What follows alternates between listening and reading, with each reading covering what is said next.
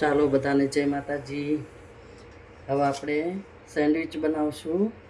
એના માટે આપણે આ બોઇલ કરેલા આલુ લીધા છે, બટેટા લીધા છે, આ છે વટાણા, આ છે ડુંગળી, આ છે આદુ મરચાં અને લસણની પેસ્ટ, આ સોસ, આ છે મીઠો લીમડો કાપેલો, આ છે આપણે લીલી ચટણી જેમાં ફુદીનો અને ધાણાની છે, આદુ મરચાંની પેસ્ટ સાથે। અને હવે આપણે કઢાઈ મૂકી છે અને એમાં તેલ મૂક્યું છે। બટાટાને આપણે પીસી નાખશું તેલ આવે ત્યાં સુધીમાં।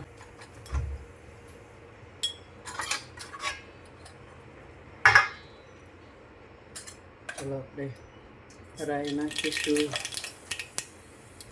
જીરું નાખીશું, થોડી હળદર નાખીશું, મીઠો લીમડો પછી નાખીશું નાખીશું ડુંગળી અને નાખીશું વટાણા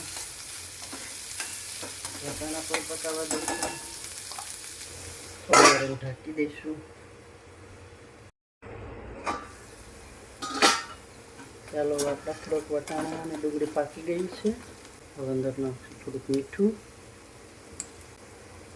થોડીક હળદર, થોડુંક લાલ મરચું નાખીશું, લીલી ચટણી નાખીશું, થોડુંક નાખીશું ગરમ મસાલો, એક ચમચી ધાણા જીરું પાવડર, અને પાકવા દઈશું। હવે આપણે બટેટાનો મસાલો અંદર નાખી દઈશું અને મિક્સ કરી દઈશું। હવે એમાં આપણે થોડીક ખાંડ ઉમેરી દઈશું અને લીંબુ નાખી દઈશું। હવે કરી દઈએ મિક્સ। ચાલો હવે આપણો મસાલો બની ગયો છે। હવે આપણે બ્રેડ બનાવશું। ચાલો મસાલાને નીચે ઉતારી લઈએ અને તવી રાખી દઈએ।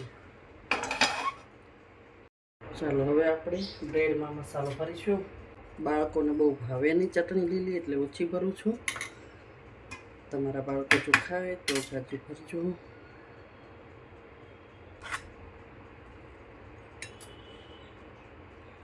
ચાલો એને ઉપર રાખી દઈશું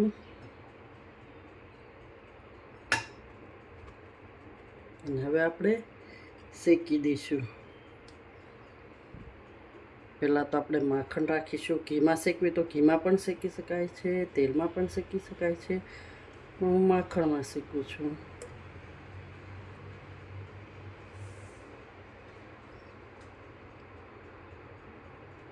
ચાલો શેકાશે તે આપણે બીજી રેડી કરી દઈશું અને પલટી દઈશું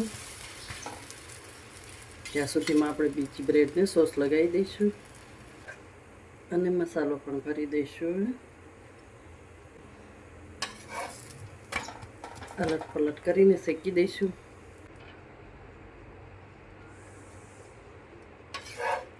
ચાલો આપણે આને ડીશમાં લઈ લઈશું। જો મસ્ત શેકાઈ ગઈ છે।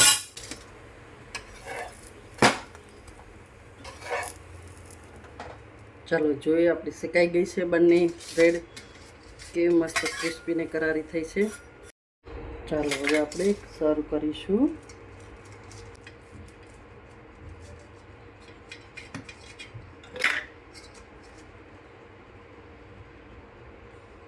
જો કેવી મસ્ત બની છે।